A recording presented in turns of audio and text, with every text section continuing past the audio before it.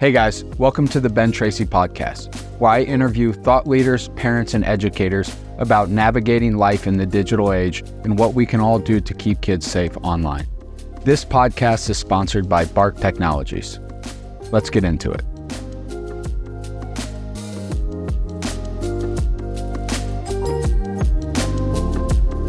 So we're here with Chris Didier, our first interview along the route of the Tracy Trek. As we've told you, I will be interviewing grieving families along the way who've experienced social media harms.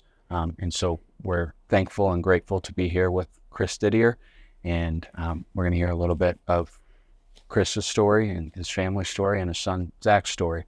And so, Chris, if you don't mind, kind of just to get going, share a little bit with us about Zach.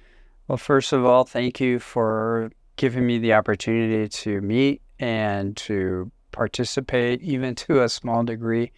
It is not a measure of how much appreciation I have and gratitude and respect I have for you and your team and your cause. It's absolutely vitally important. I'm here to talk about my son. My name is Chris Didier, and I'm from the Sacramento area. And I'm the father of 3 amazing kids, and I'm Zach's dad. So I'm here to talk about Zach. Yeah, well, let's do that. Let's talk about Zach. Sure. Well, Zach is a victim of social media issues. Basically, before we talk about how Zach died and what happened, I'd like to share a little bit, if that's okay, about who Zach is. Zach is a pretty amazing kid. He was rather successful in all aspects of schooling life. He was very, very successful academically. He was getting A's in all of his classes. He was enrolled in all the AP classes he was allowed to take. He halfway through high school, he absolutely did very well with the SAT. I think he missed 3 or 4 questions and scored a 50-50.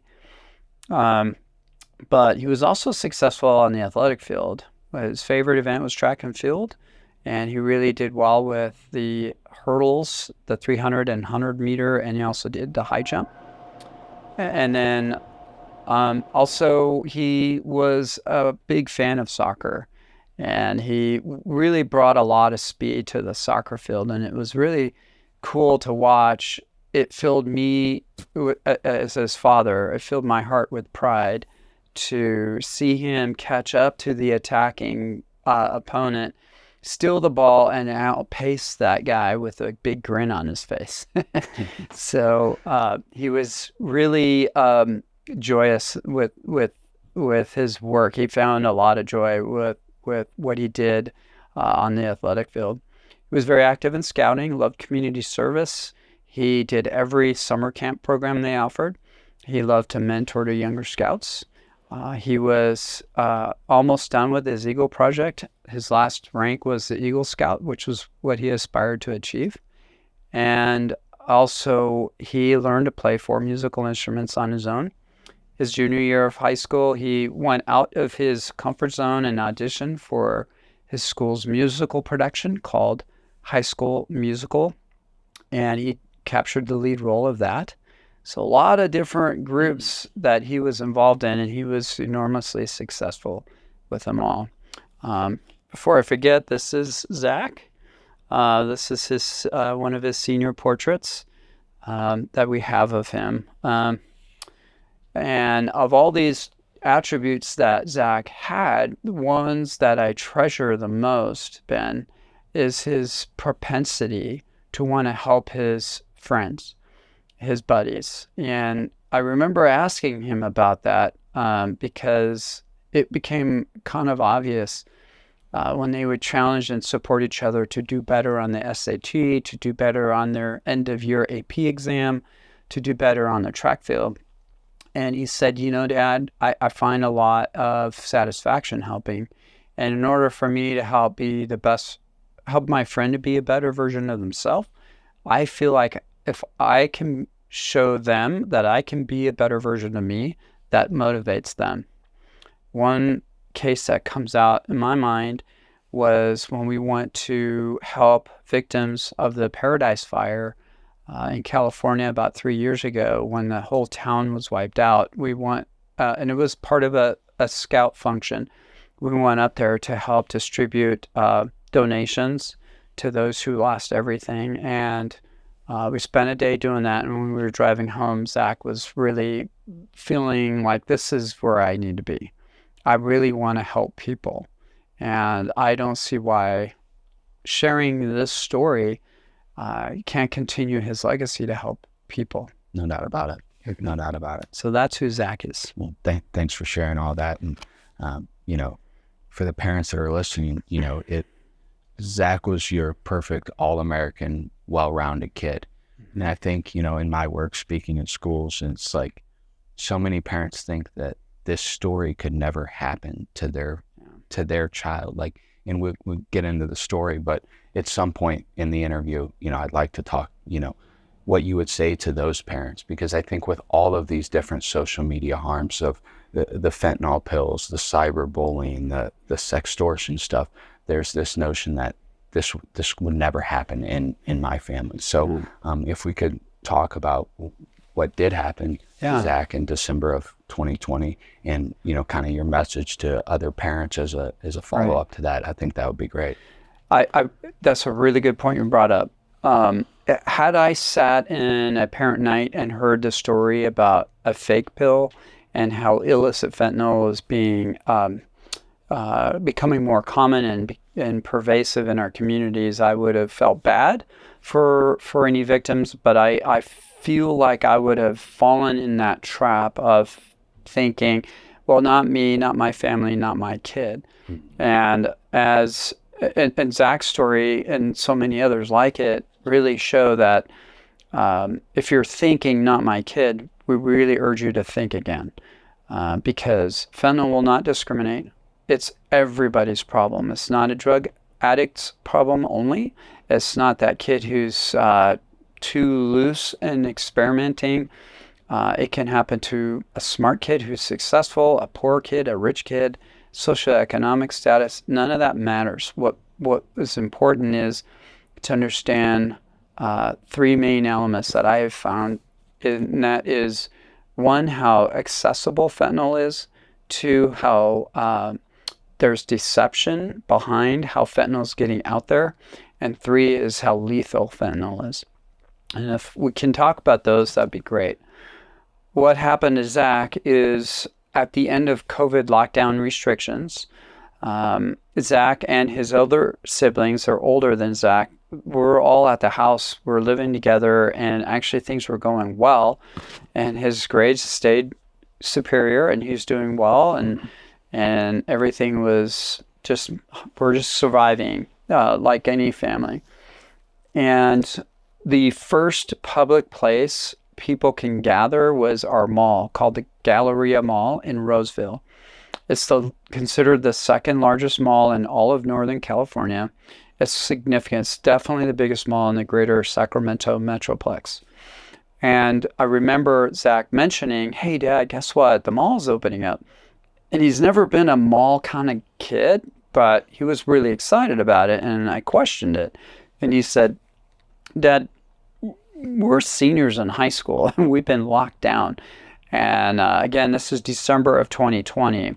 And so they're rounding the corner to graduate, get their diplomas, and all move away. And this was their first real opportunity to hang out, be together, and experience life the way they imagined they would as seniors in high school. And they were excited about it. And it seemed innocent to me and honest. And it made sense. The mall was, when it first opened up, was full of middle school and high school kids just socializing. What none of us really anticipated, however, is that the mall appeared to have been also full of other young people, young being in their 20s, who were there to peddle poison for profit, is how I like to say it. They were there for the sole purpose to market and sell products for monetary gain. And those products are pretty much everything and anything you can think of. And that's what happened. Zach was with his friends. They were hanging out at the mall. They were just opened up and they were just there. And this dealer, who was only 21 years old at the time, advertised on Snapchat products, his menu for the day. It was a video ad, from what I understand. And he geotagged that on Snapchat to everyone on Snapchat at the mall. They saw that in their notification setting, or their notifications that just popped up, and said, "I'm at the food court. Hit me up. It's legit." And basically, I don't check for ID. And then he also took advantage of, I think he first connected with Zach through their quick ad feature on Snapchat, as well as using SnapScore along with his map of what Snapchat offers. You can see, hey, that looks like the kid that has a really high Snap score. That probably isn't an undercover agent. And as you approach that person on the map and you look at the person and you see him hanging with his other high school friends, it appears that it's not undercover agent. This person on the Snap map, right, that gives location sharing. He has this high Snap score, which a law enforcement would not have if they had created this on their own, right? Just kind of to provide some additional clarity to parents who may be listening to this. So that's so he sees that. He sees this is the same person, this that I see here in person. This is the location, high Snap score. This is a legitimate person who's not very low likelihood that I would be caught for committing this crime of selling these drugs at this mall. Okay. Yep. So basically, these are some examples of how dealers are exploiting features on social media like Snapchat to make sure that, hey, I can, one, make a connection, and two, I can, unofficially or indirectly validate that is not an undercover agent, presumably, and then approach this person in public, and choose my place and timing, maybe a quick getaway if it's near a door or whatnot, and then say, hey, I did you see my ad? Were you interested in any of these products? And from what Zach's friends shared and what the investigator shared, the transaction only lasted a few minutes. It was actually caught on surveillance camera at the mall, which showed their meeting, and they were talking, and it was not even 2 minutes later that they went their separate ways. The conversation was about the hard drugs, what the kids thought was hard drugs, cocaine, heroin, MDMA, and they were not at all interested in that. They weren't interested in the vapes or edibles. But then the conversation, from what I understand, took towards working out. Now, as I mentioned, Zach and his friends were athletic, and they were pretty fit. And he asked, hey, you guys work out, and how about taking a Percocet pill? And one of the kids asked, what's that? He said, it's what a dentist would give for when you have braces. Another kid said, oh, I think I got that when I had my braces put on. And he said the idea is as a potential alternative to creatine or workout performance product or protein drinks. Instead, with a Percocet, you're not going to feel the pain or the strain of doing push-ups, pull-ups, running sprints, or anything like that. And therefore, you get more reps in. If you get more reps in, you get bigger muscles. To a 15, 16, 17-year-old high school boy, they may think, so this can help me get more of a workout and I won't really feel the strain of it? Okay, well, let me try that. Let's see what that's like, which is pretty presumable or reasonable to presume that a high school boy could consider thinking that. I know. Now, whether Zach and his friends truly chose to buy a Percocet because they want to get a better workout, or because they were trying to manage pain, or they felt it was a safe high, I will never know. But regardless of those reasons, I firmly believe they thought they were purchasing the the same kind of product an actual dentist would have given them. It was a legitimate pharmaceutical grade Percocet, which is on the other side of the scale in terms of how potent and powerful it is compared to fentanyl. They thought it was legitimate, it was harmless medicine for a purpose. But in reality, what they were sold was a fake pill, a pill that looks like something that's legitimate, but is actually fake. It's counterfeit. Think of counterfeit money. There's nothing real about it. It's absolutely fake. There was no Percocet in the pill they purchased. It was a fake pill that had only fentanyl as the acting agent in it. And they went home to take what they thought was a Percocet when in fact they consumed fentanyl. And that's what took Zach's life.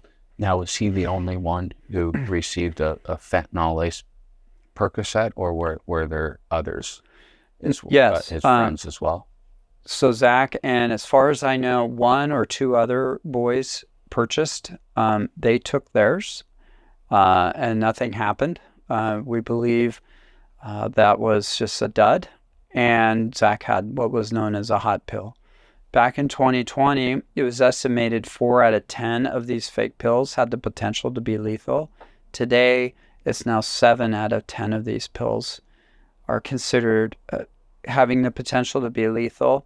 Western DEA labs that I've presented and had the privilege to meet, those professionals have analyzed millions of tablets over the years, and they've seen rates where almost 85% of their pills have the potential to be lethal. Again, these aren't Percocet pills that someone put fentanyl in. These are fake pills that only have fentanyl in it. And they're sold and marketed as authentic when they're actually just simply fake and have the tremendous potential to end your life. Wow. So Zach, to finish the story, Zach came home from the mall. Well, actually, after the mall, he had dinner with his girlfriend and her family. It was December 26th. As you may understand, kids want to hang out with their friends after Christmas if they spent Christmas Day with grandparents and family and whatnot. And so the next day, December 26th, they want to hang out. And that's what they did. And Zach had plans to see his girlfriend, and he did. He got home before curfew. I was worried about him as a driver because of COVID lockdown, his behind-the-wheel driving test was canceled, and he had to reschedule it almost 5 months later. So he was only maybe 3 months old as a driver. So as any parent may understand, when you have a high school teenager who's just a few months into driving, you're worried about that. And maybe not worried about your child's ability to drive. Zach was an excellent driver. He was a very responsible driver. Like everything else he did, he was wanting to do everything right. It was the drunk driver he didn't see coming and didn't have the driving experience to recognize that I got to avoid this danger. So when he got home that night before curfew, I felt relieved. Zach got home. We watched a Christmas movie with his other siblings and our dogs, and it was great. No signals, no signs of he's a little high, he's drunk. Zach never came home like that ever, and so it was just like, great, another night, let's have fun and watch another Christmas movie. But it was on Sunday, December 27th. Zach hadn't come downstairs. And I went to check on him, and I walked in his room,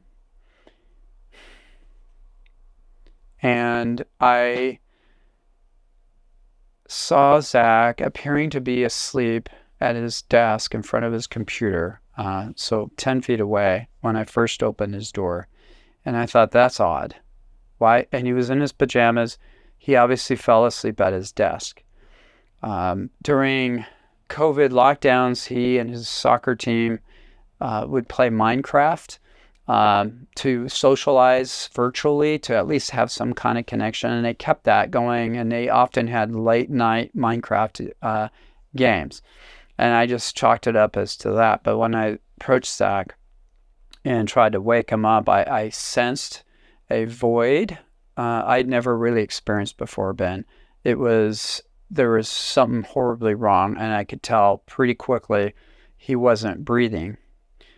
My 25-year involvement in the military, as you can imagine, you learn a lot about CPR, self-aid buddy care, and you get training for that every year.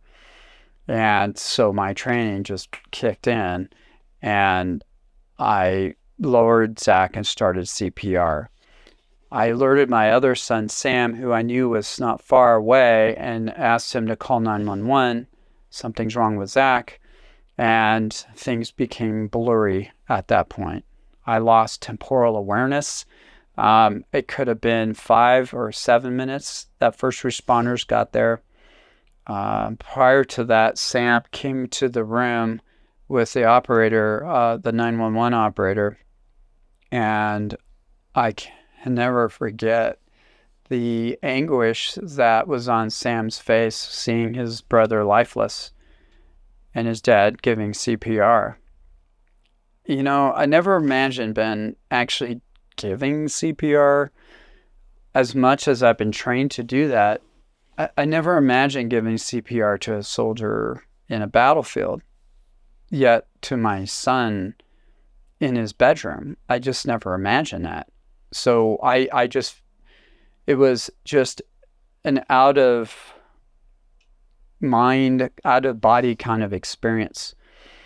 But I directed Sam to help with the dogs, open the door, tell his sister Allie, and MedTech showed up. There was probably initially 7 or 8 men and a police officer, and they went to work right away. And I want to say maybe 30 minutes later, the decision was made. It was too late. And there's more pain and anguish in those moments that I've had to keep private because they're really hurtful. But that experience destroyed me. And I've seen a lot. I've seen death. I've been near it. But this is a whole nother level when it's a beautiful, successful soul, a young man who's well within his normal range of what you see a successful high school kid being, and now all of a sudden lifeless. Of course, coroner, then sheriffs and more firemen were there. They examined Zach in his room for about 2.5 hours, and they looked everywhere, and they asked me, did he have health issues or drug history? I said no to both. We knew we had every drug talk we knew to have. We never learned and knew at the time about fake pills because it wasn't common. And they said, we found no evidence of drug use. We think there's no paraphernalia. We looked in every hiding spot we know. And we think it's an undetected health issue. We'll obviously have to do an autopsy. But over the weeks, we started putting together a puzzle that there was this meeting at the mall that Zach and his friends had. And when we were able to get in Zach's phone, we found the investigator found the dealer who was using Snapchat. The dealer happened to message Zach the day that the investigator got into Zach's phone. And so they had what they called a live fish, and they conducted a sting operation to track this dealer down and arrest him and start a case against him. And then the toxicology confirmed that he died from fentanyl. I'm sorry, brother. Thanks, man. So as to the Snapchat, how were they able to access Zach's phone? Because as you know, so many of these victims of this stuff never do receive justice. So can you talk a little bit about that process of how the investigators were able to access his smartphone and Snapchat and kind of how that all came to be? Well, we've learned a lot since this crisis hit our family. And because, again, we never knew about something called a fake pill, and I didn't know social media was a proverbial grocery store, and you can buy anything and everything at any age. I didn't know that back then.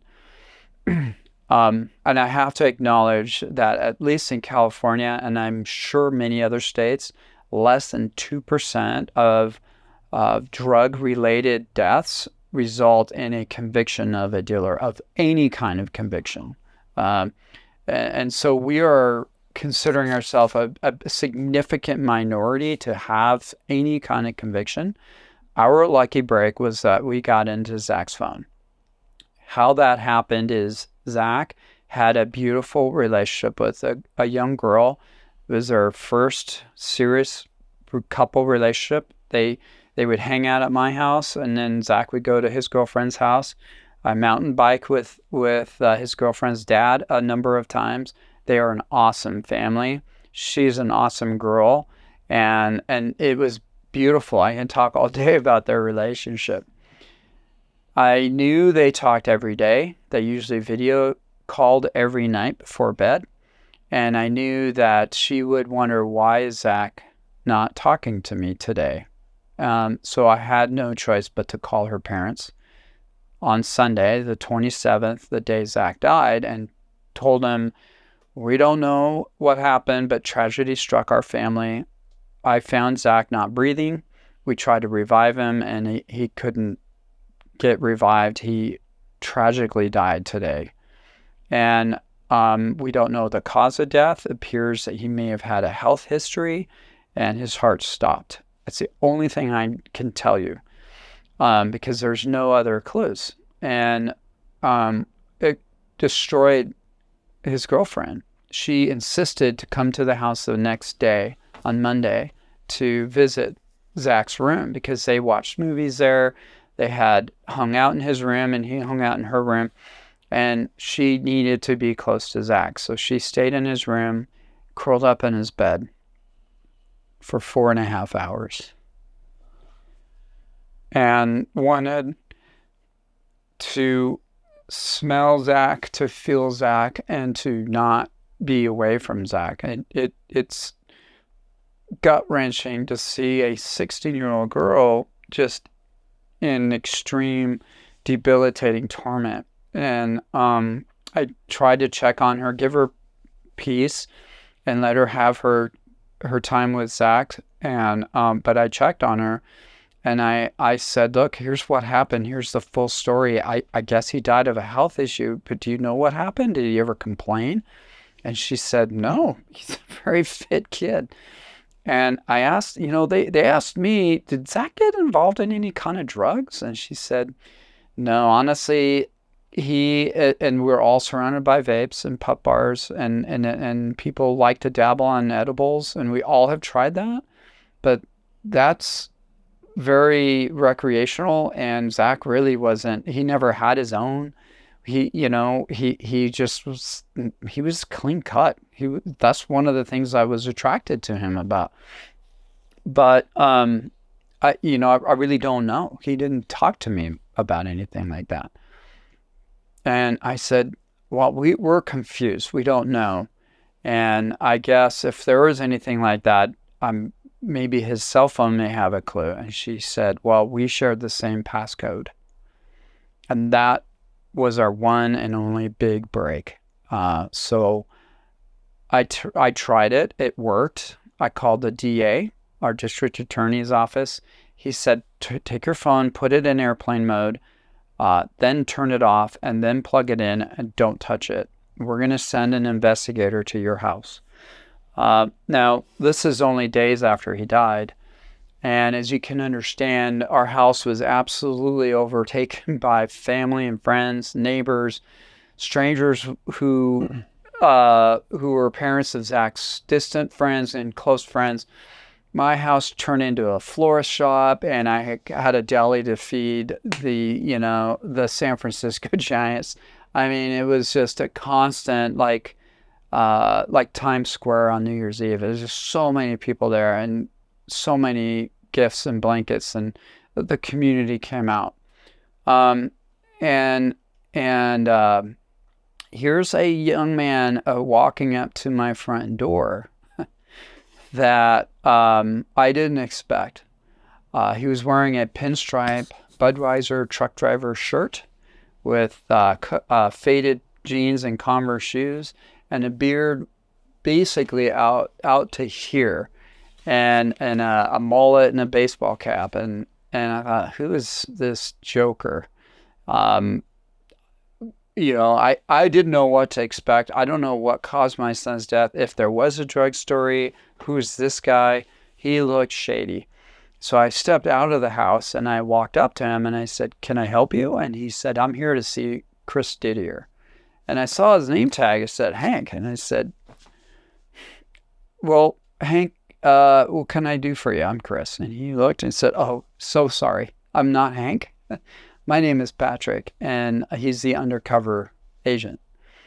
He's the lead investigator. And he said, I'm undercover. I just got off shift. I was told to come here right away and get Zach's phone.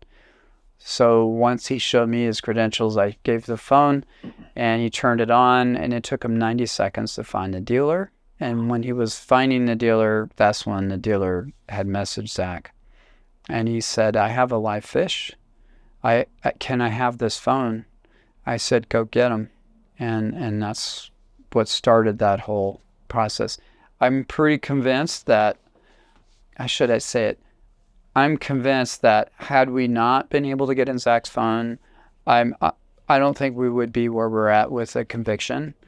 Maybe some other way could have worked out for us, but I'm pretty confident we would not be where we're at, and that dealer would still be selling on the streets.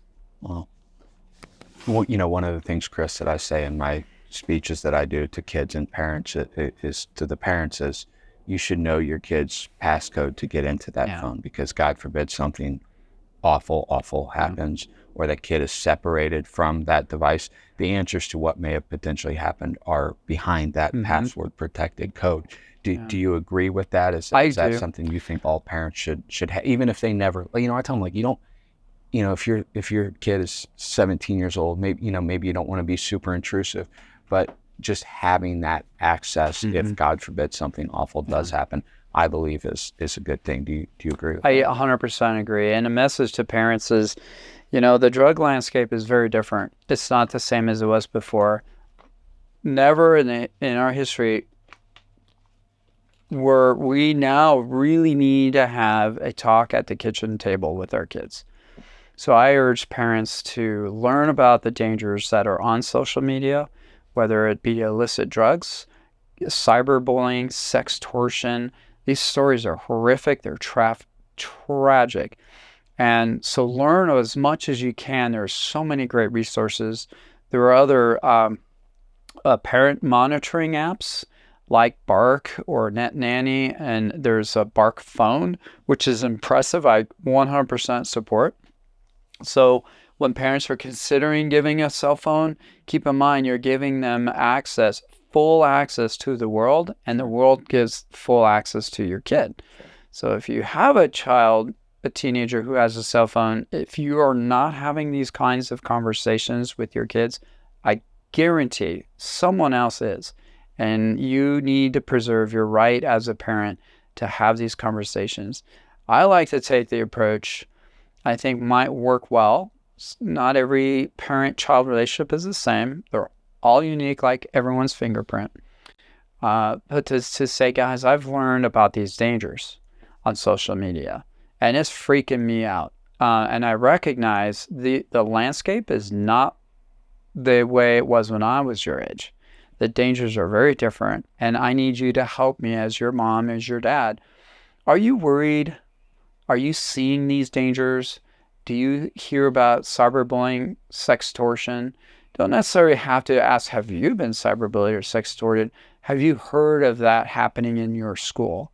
And that might help a kid who actually has been sextorted or cyberbullied or whatever, kind of a roundabout way to say, yeah, I have seen it in my school, but I'm not ready to talk about it because I'm going to protect my friend. Okay, I getcha.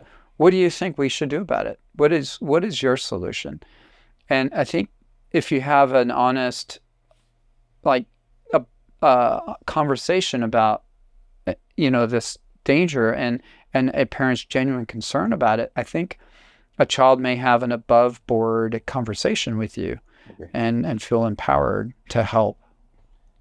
Yeah, I think that's so important. What you said is acknowledging that they are growing up in a new and different and complex world, and that the parents don't have all the answers. When I go in and I speak to middle schoolers and high schoolers, I'm 30, like I'm still younger than most of their parents, right?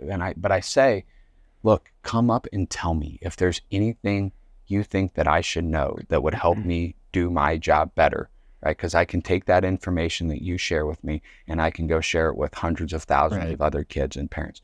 And they do. And it's partly the age and my own personal story, but it's also, to your point, just opening that door and acknowledging as the adults, look, we don't have all the answers either. We may not know about Snapchat and the Snap score and, location sharing, but we know that we love you and we care about you, and we can get you the help that you need if you find yourself in a dangerous situation. So I think that's really important. And another thing that you said there that I think is really important is having these uncomfortable conversations. And I think it's important to have those at maybe an uncomfortably young age, because to your point, somebody is going to talk to your kid, and it's either going to be the parent who loves them and cares about them, or it's going to be that online predator or that drug dealer. And what would you say to a parent who's maybe watching this thinking, well, my kid doesn't have an iPhone, my kid's not on Snapchat? Because my view is, okay, if maybe that's true, your kid is 15 years old and doesn't have an iPhone or doesn't have Snapchat. Well, guess what? That kid sitting right next to your kid does. And they're going to be in that Snapchat. Like, do you agree with, like, kind of what's your view on that? I 100% agree, and I have pictures to prove it. Because every student assembly I've done, I averaged around 1,000 students. When the person first starts talking, I like to stand to the side or behind and take a picture of the audience. And it's a full auditorium. And every time, every row, there's a phone out. And I've seen it, and I know you have too. I've seen it where they say, hey, check this out. Did you see this? And it's like, holy cow, what's that? Then there's school-supplied Chromebooks or other electronic devices. There's the internet. There's a laptop.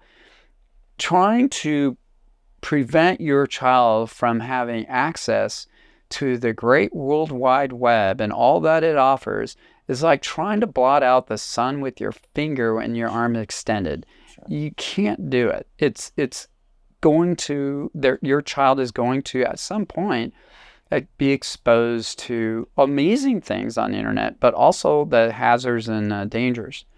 And unfortunately, the internet is a very dangerous place.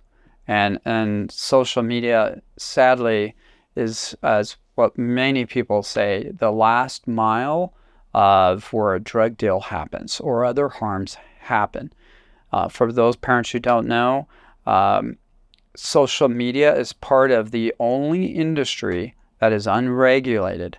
If you and I put together an app and uploaded it to Google or Apple, and no one else downloaded it except one or two people, pretty much Coca-Cola and Nike aren't going to pay us to put ads. But if 1 billion people download it in the first month and they're all using it every day for 5 hours, yes, you and I are going to get, a lot of money for ads that they're wanting to have us put on our platform. And there's no regulation. There's no rules. If we open a coffee shop or a dry cleaner or a restaurant, we have to have a license to do that. But not if we make a social media app. It's unregulated, no license required. The other part of that, which is mind-blowing, is this the only industry where there is a federal statute that prevents anyone from even trying to sue it.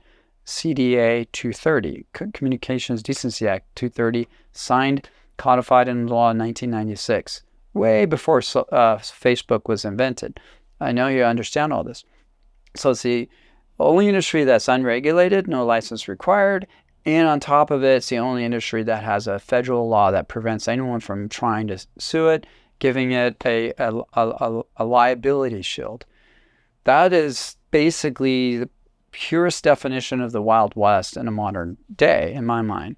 So the dangers are there. And yeah, thank you, parents, for thinking, well, my kid doesn't have access to Snapchat or certain apps, or they don't even have a cell phone. That's great, but at some point they're going to, when they turn 18 or when they turn 19 or 20, at what point do they learn how to manage that danger? So really, again, I come back to, we need to have a talk at the kitchen table. How do we manage it? We need to have good communication. I think we should constantly encourage our kids and work with them to manage problems. How do we learn to manage, problems and make good choices? How do we deal with peer pressure? How do we, use me as an escape clause? If you need me to give you what do you call that? A saving text? Like, if you want me to text you, like, get your butt home now. I forget what they call it. Yeah. When you have a first date with someone, Okay. a rescue text, whatever it takes, help Right. your kid learn how to manage, the challenges of the modern world. Yeah.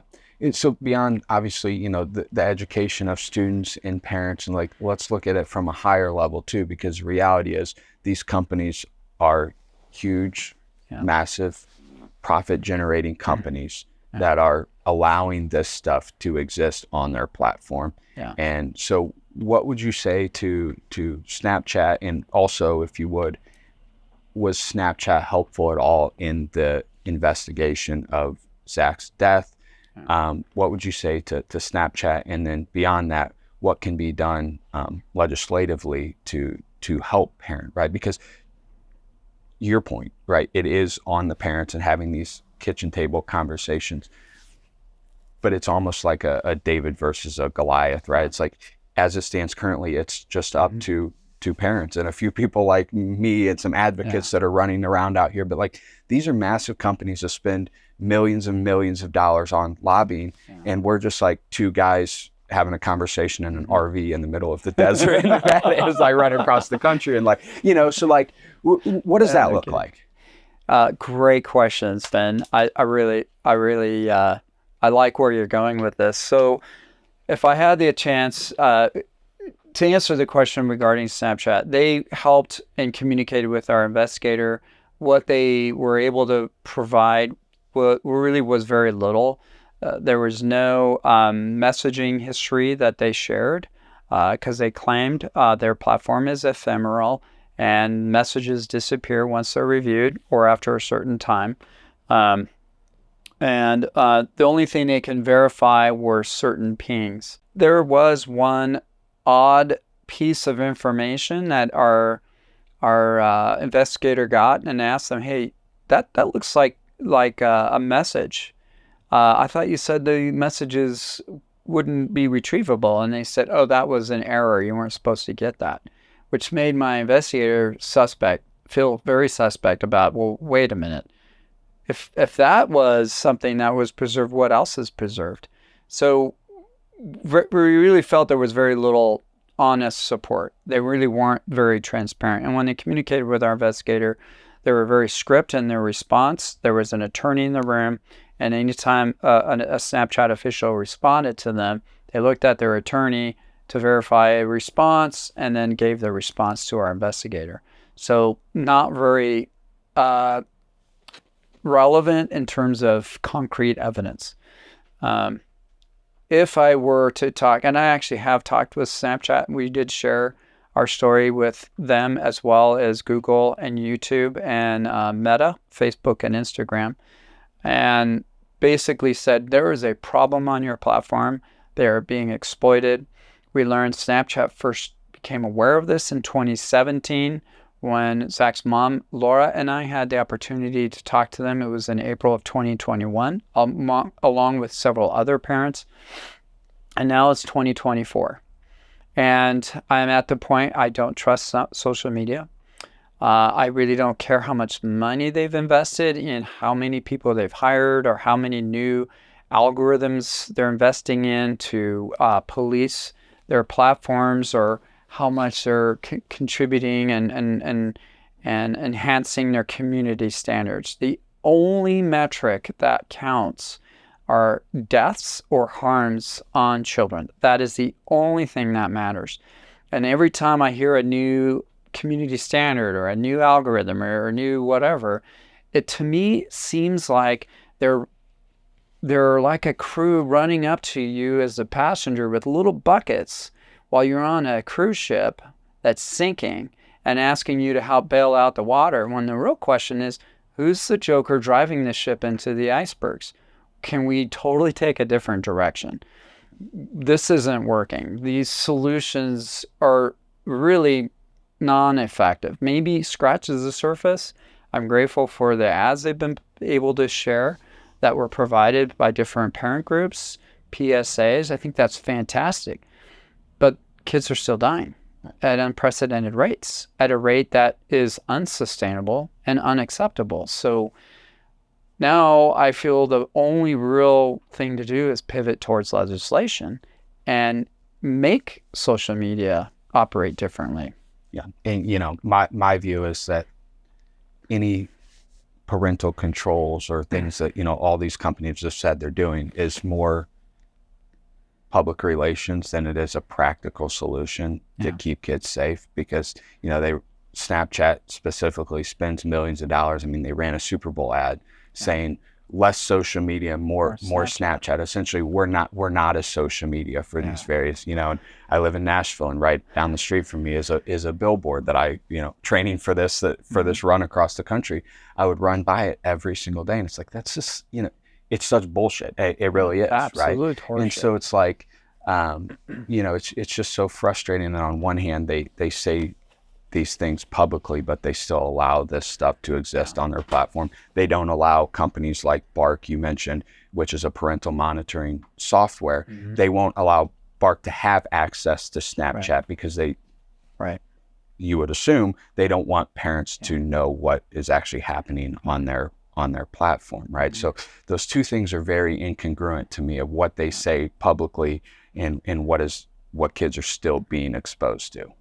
Well, when you're unregulated, this is going to be the norm. They're just going to continue to market their product that enhances and encourages more engagement between users. The more users, the more engagement, and the more engagement, the more profitability. And that, to me, is absolute irrefutable evidence that they're putting profit over people.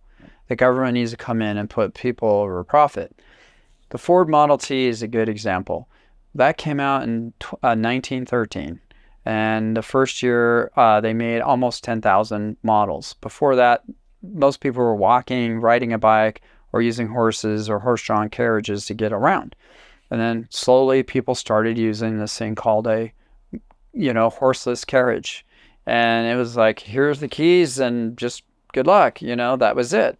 Well, it didn't take long, but 5 years after the Ford Model T came out, the United States experienced the worst tragedy or fatality rate in its history, where there were 33.4 deaths per 10,000 vehicles every year, and 5 years after the Ford Model T came out. That is a horrific death rate. So the U.S. government came in and said, we can't have that. They implemented things called traffic laws, street signs, roads, stoplights, stop signs. And then over the years, they implemented things called anti-lock brakes, seatbelts, and airbags. You need a license. You need to be trained how to drive this car. You need to be a certain age to drive this car. Rules of the road. And now for several decades, we're sustaining less than 1.25 deaths per 10,000 vehicles. So 33.5 down to less than 1.5 deaths per 10,000 vehicles. Clearly, government came in and implemented safeguards in the auto car industry so that we weren't dying 33.5 people or worse every 10,000 cars. So to me, we're beyond the time where we need to have appropriate, meaningful safeguards on the highways of social media, or the super highways of social media. And we're not there yet. So legislation needs to do its job. Yeah. And what does that look like, one? And two, why the delay? You talk about the Model T 5 years, and we're talking about the Kids Online Safety Act that, in 1996, before, before smartphones and any of these apps that we're talking about existed. So what can be done in your view? Why is nothing being done? Why the delay? Great question. So just a real quick background. The Communications Decency Act passed Statute 230C in 1996 because the internet was new. In the early 90s, the World Wide Web kind of took off. People started getting email accounts, and they were accessing bulletin boards were kind of the thing of the past. Now we have this thing called the World Wide Web, and then you can explore and do things. And of course, other things were part of that, like prostitution, child sex slave, those types of things that were harms. And so there needed to be some kind of guideline, and I think it was intended to be an honest and noble effort to protect those platforms, those internet provider companies, by saying, hey, if there's a harm between two participants, that's where the culpability needs to be, not with the platform providing the communication. So it made sense in the early 90s as they evolved this law that was passed in 1996, Statute 230C. Well, then in 2000, I think it was 2003, Facebook started, and then 2011, Snapchat started. The internet is so different now, and it's the features like what Snapchat is, like we talked about earlier with Snapchat, the quick add feature, the geotagging feature, the Snap Score feature. There's so many other features, and a lot of other these platforms have these features that bring harmful content to a user because it promotes engagement, which brings more profit. That's different in my mind. So we need to update Statute 230C of the Communications Decency Act. I think that is a core movement. There are several absolutely noble and worthy measures to enhance social media.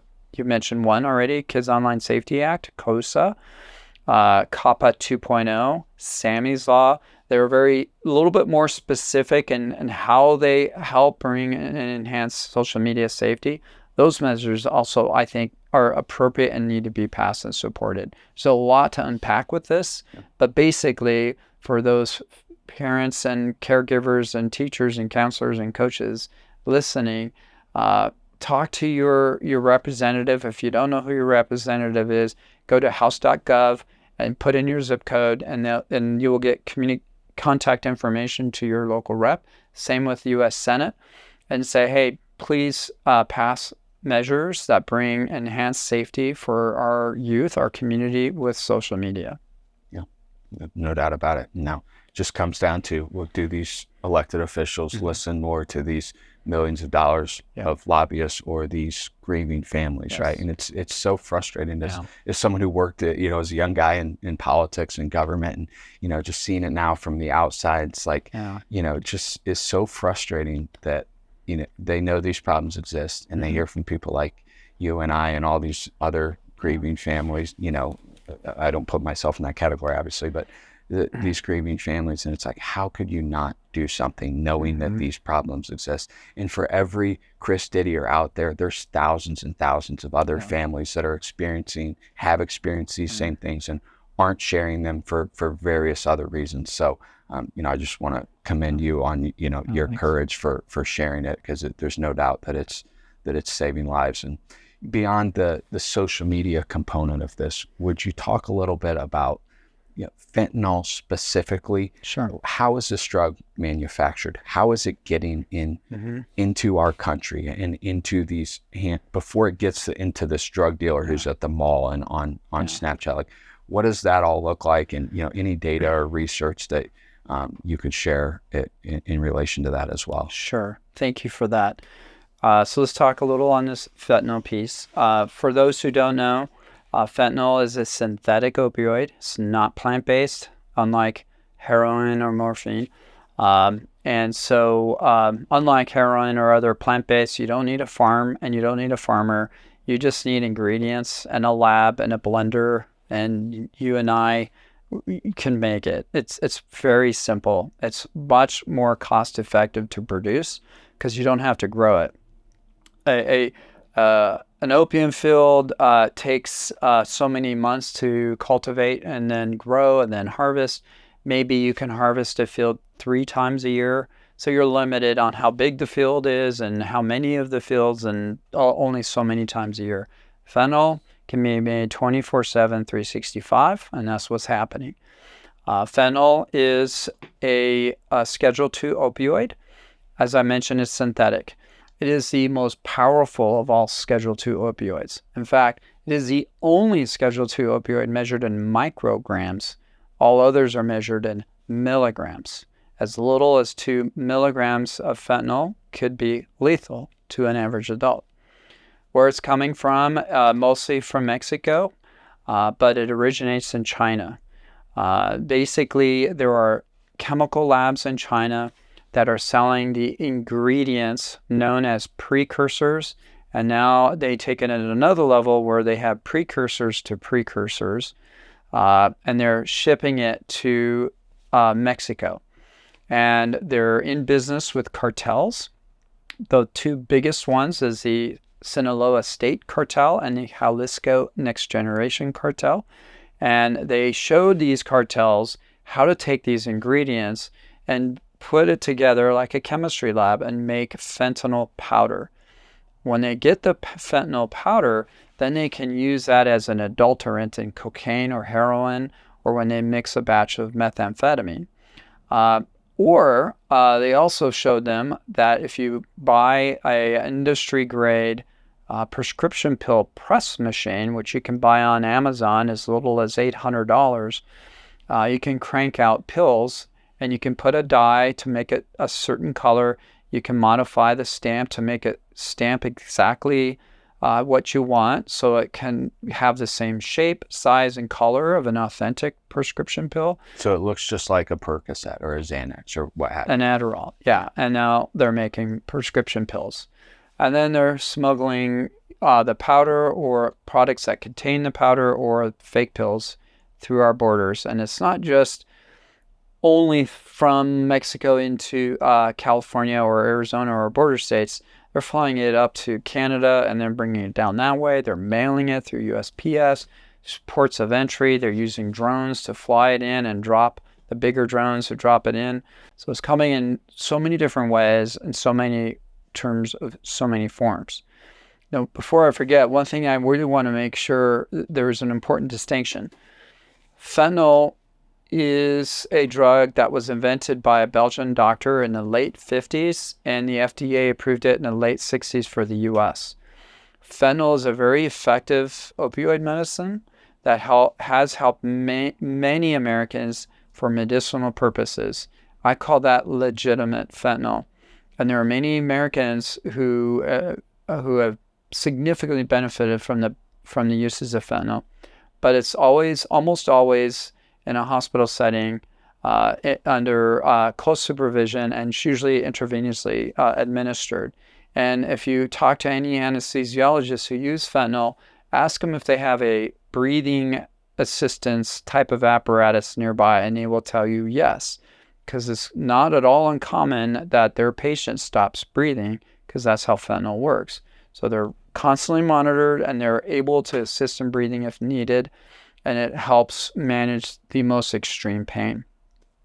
What we're talking about is illicit fentanyl that's illegally made across the country or within our own country and marketed as something safe and harmless. And that is a different category.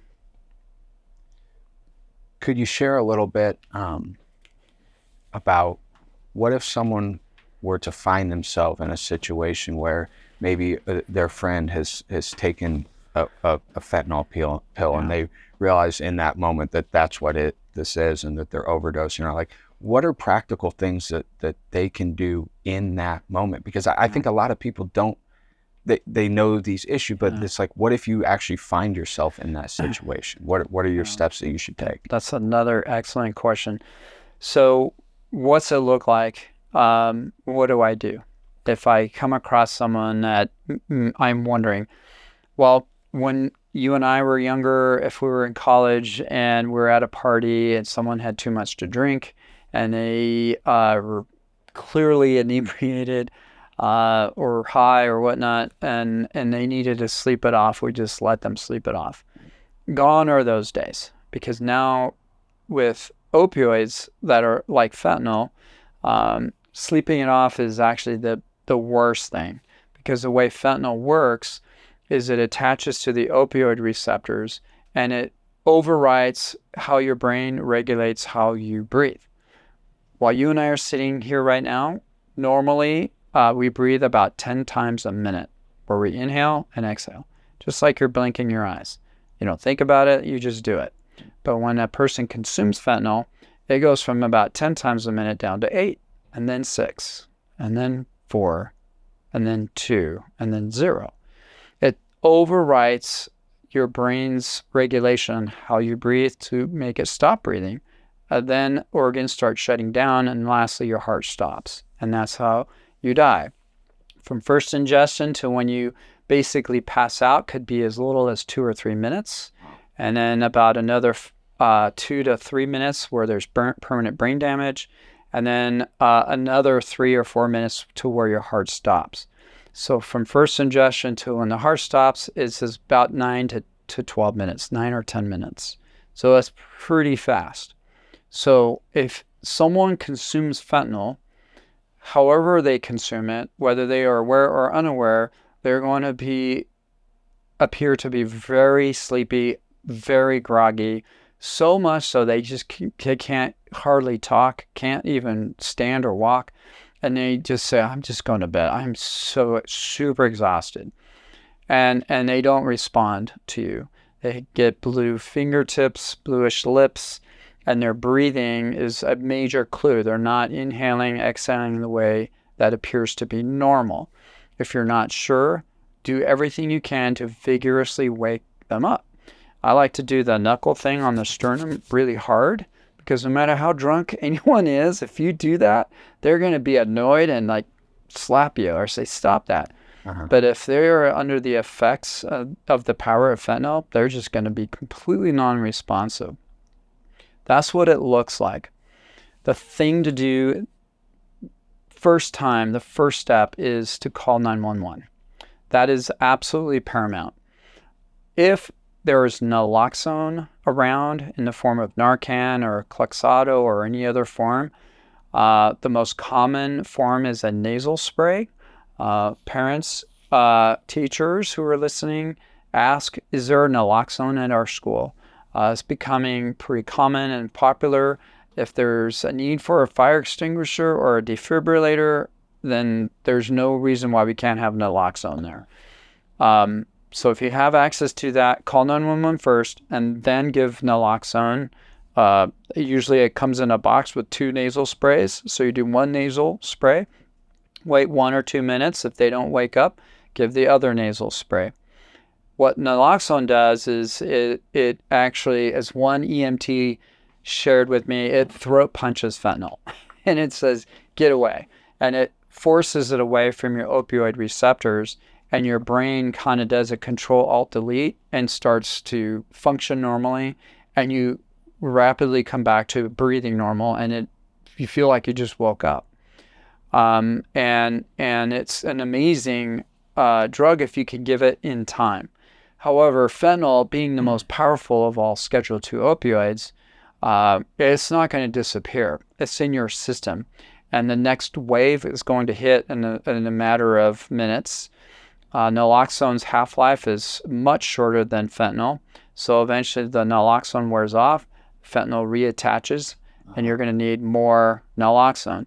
That's why calling 911 is so important, because they're bringing more Narcan to the scene. How long is that time period generally? The responders? Between when the fentanyl kind of starts to kick in a second time and the other Narcan wears off. I don't think I can answer that. It's a good question, but if I took naloxone or fentanyl and you gave me naloxone and I wake up, it could be as little as another 2 minutes or 22 minutes. Right. It just depends on the amount of fentanyl and the concentration of it. So it's hard to gauge. Totally. One other thing that's important to list here, every state has a Good Samaritan law, and this is so important to tell high school kids. If you see someone in distress and they need help, and you try to make an honest effort to help by calling 911, you are liability protected. So it's important to get the message out to underage drinkers at a party, a high school setting where they're consuming or drinking under the age or vaping, and they see a friend in distress, they're going to think, well, crap, if we call 911, we're going to get in trouble. We're all drinking underage. Right. Good Samaritan law shields you from that. I guarantee, I challenge any high school kid, go out and ask any med tech. If I called you and you came to a party and you saw underage drinking and clearly someone's turning blue and needs to be naloxoned and brought back, would you care? Would you report it? I guarantee they don't care about that. Right. They only care about being a hero. About saving lives. That's Yeah. right. And so, that's very important, I think, because that's something that I've heard, right? If you're at a party, you're in a setting, it's like, even if you're, we of course encourage them not to, but you've drank or smoked weed or whatever, you're not going to be in trouble by helping that person who's in distress. I think that's such an important thing. And going back to about, the being in distress, and like, why do drug dealers deal a drug that they know kills their customers? That was my first question. It's the one I get the most when I speak about, in my talks about social media and its connection with these fentanyl pills. Parents ask me all the time, where is this coming from? A, and which we already talked about, and B, why would they sell a product that they know kills their customer? Potentially kill their customer. That is the most common question I get from parents. That was my first question. I also get the most common question from students at student assemblies. There's a lot to unpack with that as far as explaining why a dealer, a maker would make this, and a smuggler would smuggle it, and a dealer would market it and sell it. But the bottom line, I think the best answer I got is from a DEA agent. And I can summarize all of it in one word. Money. Economics. Yep. Money. And the year Zach died, the street value of 1 kilo of heroin was $80,000 in the East Coast. It costs about $10,000 to make that kilo because you need a farmer, cultivators, and all of that. That's on average. It could be a little more or less. So your net profit is $70,000. Back when Zach died, 1 kilo of fentanyl had the potential to profit between $2 to $10 million. So $70,000 for 1 kilo of heroin, or $2 to $10 million to make 1 kilo of fentanyl. And 1 kilo of fentanyl is significantly less to make than 1 kilo of heroin. Right. It's a smaller package, and it's easier to smuggle. What's really sad is how this is impacting our youth. So can I show you a statistic? Absolutely. So as you know, the CDC reports and they track and report deaths of all types in our country. They report car deaths. They report cancer, deaths from cancer, heart attacks, gun deaths. They also report drug deaths. So I downloaded data of all fentanyl deaths and compared 2015 to 2022. And as you see, I broke it down in age groups, 20 and older. And if you take the average here, this white line, it just shows the difference of how many people died in these age groups between these 2 years. So obviously more people have died recently. And that averages around 730% growth, or 8 times more people died from fentanyl. 8 times more people died from fentanyl in 2022 than in 2015. Okay. That's what this chart's showing. Yep.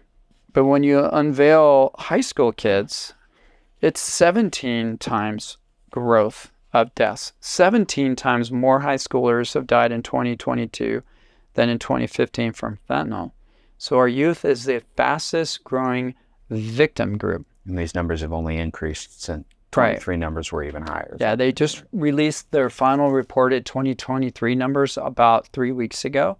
The chart, I did an initial glance, is basically the same, slightly worse. Okay. But how we are living in a world now where our youth are dying at unprecedented rates.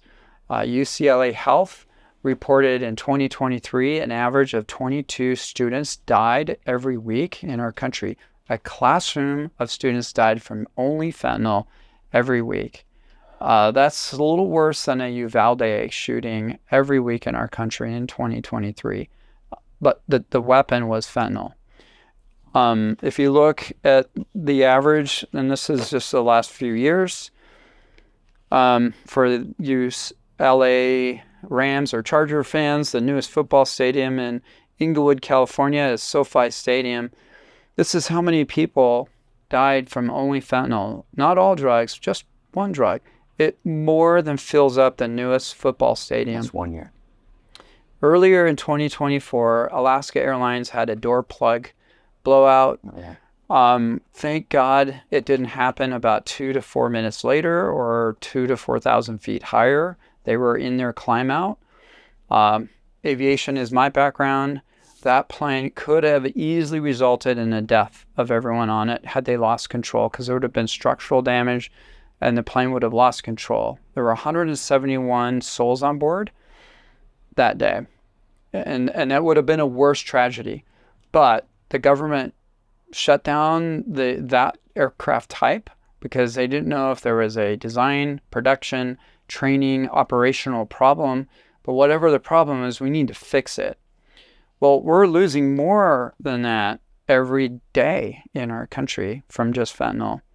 Every 7 minutes, someone dies from illicit fentanyl. And so we have to make this a number one priority in our country, our top 1%. And for those parents, I know we keep beating up on the parents. I like how Marie Folio says it. Avoidance doesn't extinguish our fears. Taking action does. So we really need to talk to our kids. We need to talk to our schools. I highly recommend for parents to talk to the parents of your children's friends, bring them in the loop, and then surround them with information and how do we work through this? And of course, talk to your legislators.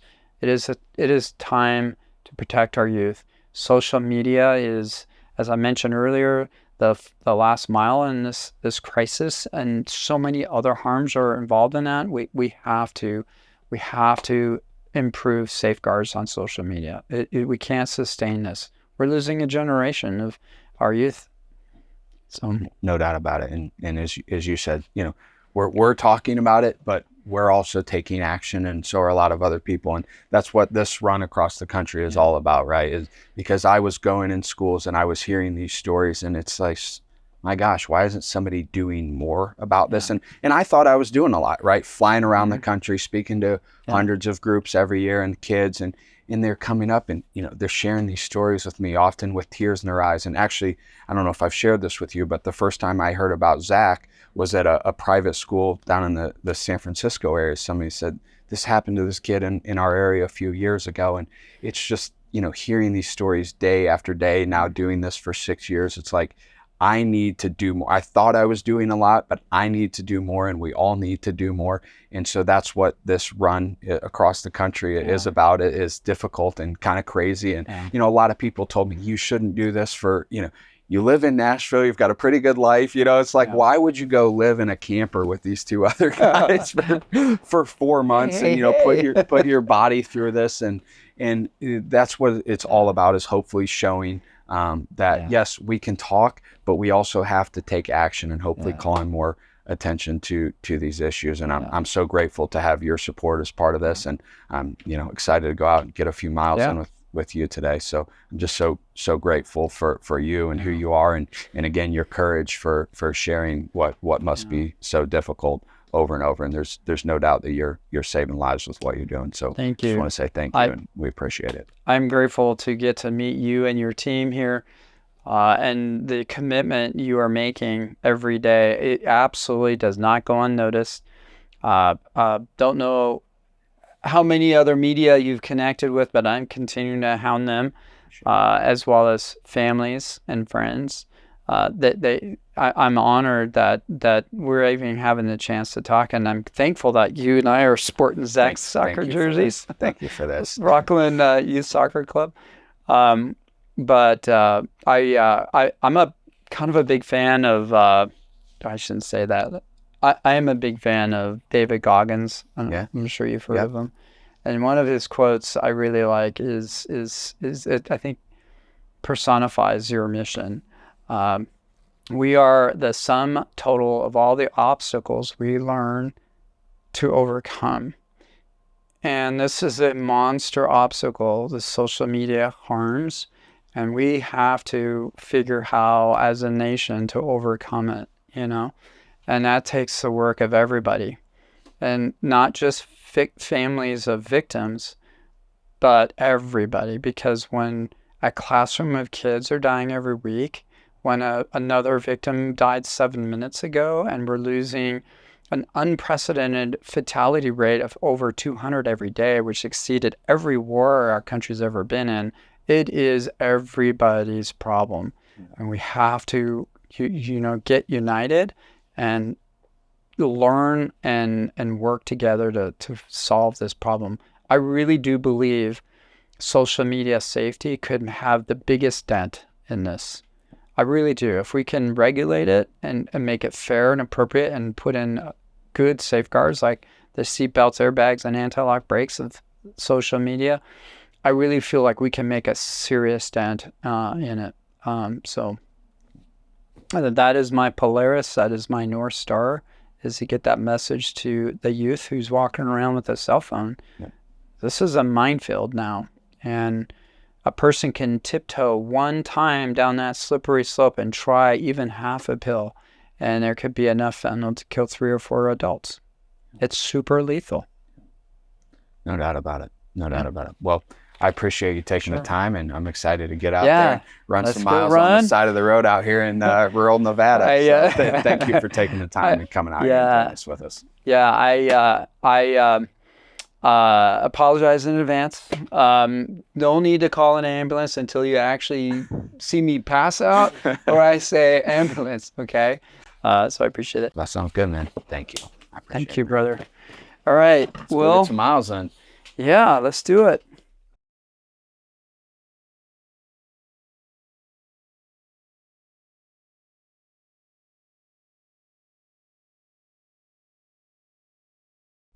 Thank you all for listening. Thanks again to Bark Technologies for sponsoring this podcast. We'll see you all on the next episode.